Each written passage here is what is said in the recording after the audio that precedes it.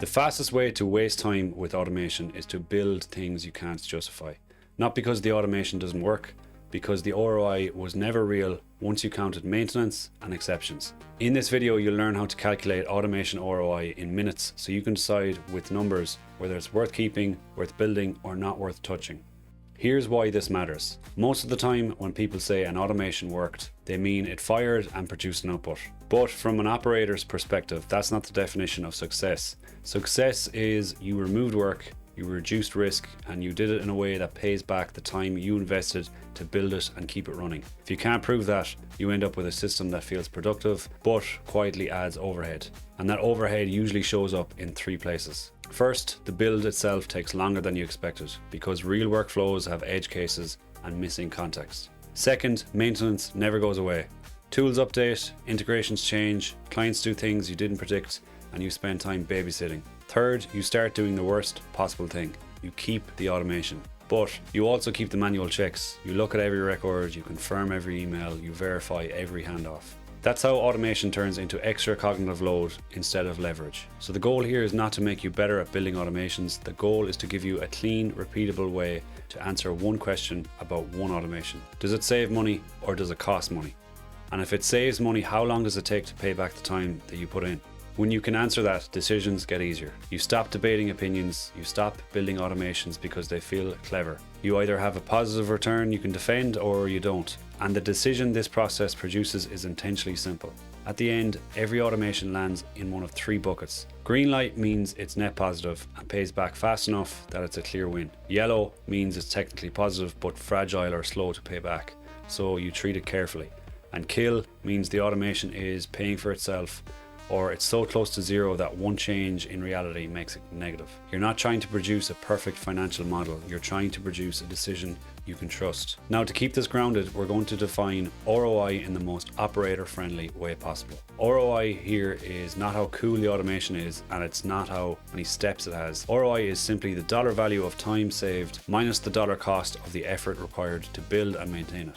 If you're saving time, that time has a value, and if you're spending time, that time has a cost. You're converting both into the same unit so you can compare them honestly. That means we only need a few inputs. We need how often the workflow happens, because frequency turns small savings into real impact. We need how much time is saved per run or how much time is added.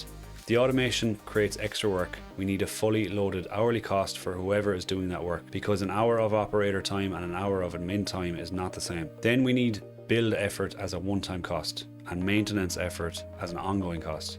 And if there's a direct recurring cost that exists only because of this automation, you can include that too, but it's optional. If you can supply those inputs, the math becomes transparent. So before we do any calculations, here's the minimum checklist you want in front of you for a single automation. Name the automation so you're not mixing it up with other workflows. Write down the frequency in a real period you can picture, like per week or per month. Estimate numbers saved per run, and don't guess optimistically. Use the number you defend if someone audited you. Pick the hourly cost for the role that's actually doing the work today. Write your best estimate for build effort in hours. Write your best estimate for maintenance effort per month or per quarter if that's easier for you to reason about. And if there's a recurring cost you want to count, add that. Once those are filled, the spreadsheet can do the rest. Now I want to show you what done looks like before we walk through it. On screen, you'll see an input area with those fields and an output area with three things: net value per month, payback period, and the decision label: green light, yellow, or kill. The reason this matters is trust. If you can see the end state, you know there isn't hidden complexity coming later. It's just inputs, clear math, and a decision. And here's the part that should feel reassuring. If I change a single input, like minutes saved, you'll see the outputs update immediately. Net value changes, payback changes. And in some cases, the decision flips. That flip is not a gimmick, it's the point. It shows you exactly where the ROI is fragile and exactly which assumption is carrying the decision. So we'll walk it through in the same order you should think about it. First is time saved, and we're going to treat this as a reality-based number, not a marketing number.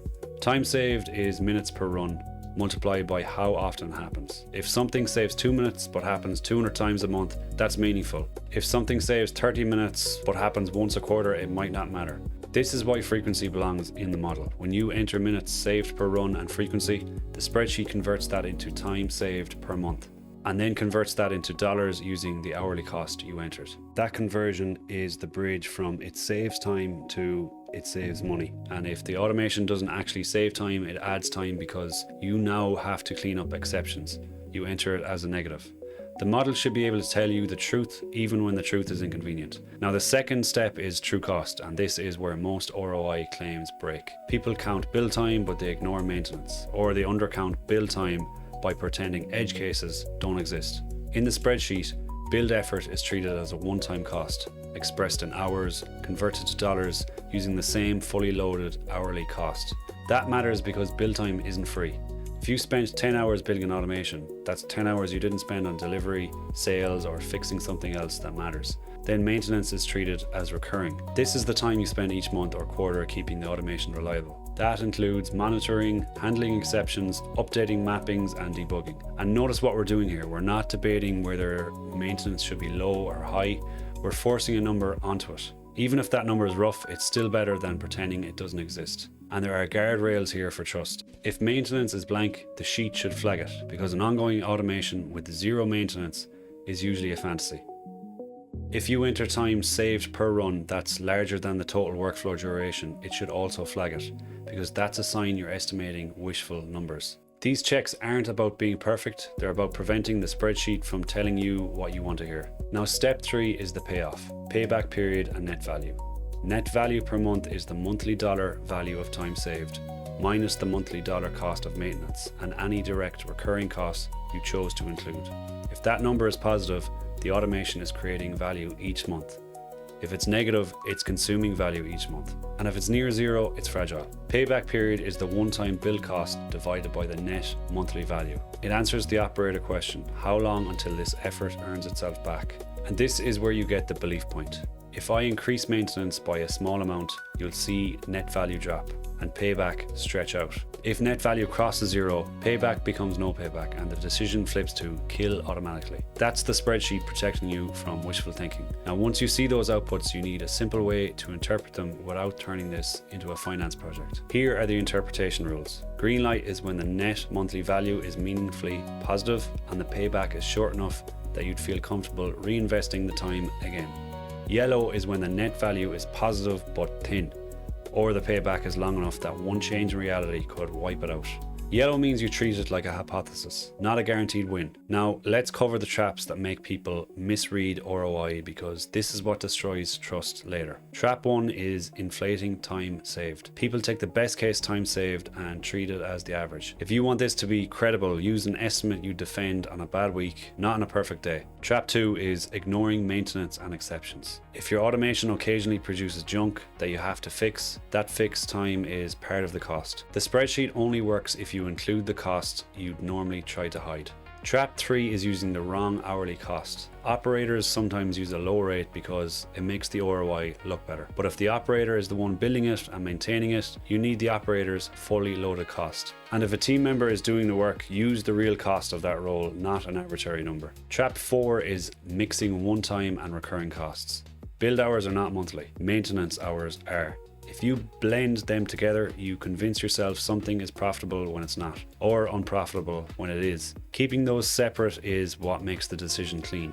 Now, what if you run the numbers and it's unclear? Maybe net value is slightly positive, payback is long, and you're not confident in the time saved estimate. In that situation, the worst move is to argue about it in your head. The better move is to treat your assumptions as the thing to validate. Identify the one variable that drives the decision most, usually time saved or maintenance, and ask what would have to be true for this to become a clear green light. If the required assumption feels unrealistic, it's a kill. If it feels plausible but unproven, it stays yellow until you have better data. The spreadsheet is doing its job when it makes uncertainty visible instead of hiding it. At this point, you have a repeatable 10-minute decision process. You pick one automation, you enter frequency, minutes saved, hourly cost, build effort and maintenance, and you get a net monthly value, a payback period, a decision label you can defend. Let's recap what's actually changed here. The original problem was that automation ROI is usually treated like a feeling, and that's why people build things they can't justify then carry the maintenance and the manual checks forever. The shift is that you stop debating whether an automation is worth it, and you force it into a measurable decision based on time impact and true effort cost. And the core model that keeps this reliable is plan, draft, approve, execute. Plan means you quantify ROI upfront and make your assumptions explicit. Draft means you do the smallest version of the work and you treat the first number as a draft too, not a truth.